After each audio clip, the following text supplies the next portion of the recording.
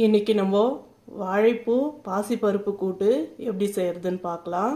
பாசிப்பருப்பு சேர்த்துக்கலாம், வாழைப்பூ சேர்த்துக்கலாம், தண்ணி சேர்த்துக்கலாம், மஞ்சள் தூள் கொஞ்சம் சேர்த்துக்கலாம். இப்போ மூடி போட்டு மூடி 2 விசில் விட்டு வேக வச்சு எடுத்துக்கலாம். எண்ணெய் ஊற்றிக்கலாம், கடுகு சேர்த்துக்கலாம், சீரகம் சேர்த்துக்கலாம், வெங்காயம் 1, கறிவேப்பிலை 1 கொத்து சேர்த்துக்கலாம், கட் பண்ண 2 தக்காளி சேர்த்துக்கலாம், இஞ்சி பூண்டு பேஸ்ட்டு சேர்த்துக்கலாம், உப்பு இப்போவே சேர்த்துக்கலாம், மிளகாய் தூள் சேர்த்துக்கலாம்,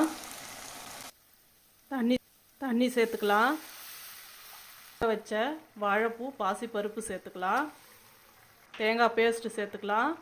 2 நிமிஷம் கொதிக்க விட்டு இறக்கிடலாம். இந்த வீடியோ பிடிச்சிருந்தா லைக் பண்ணுங்கள், ஷேர் பண்ணுங்கள், சப்ஸ்கிரைப் பண்ணுங்கள். தேங்க்யூ.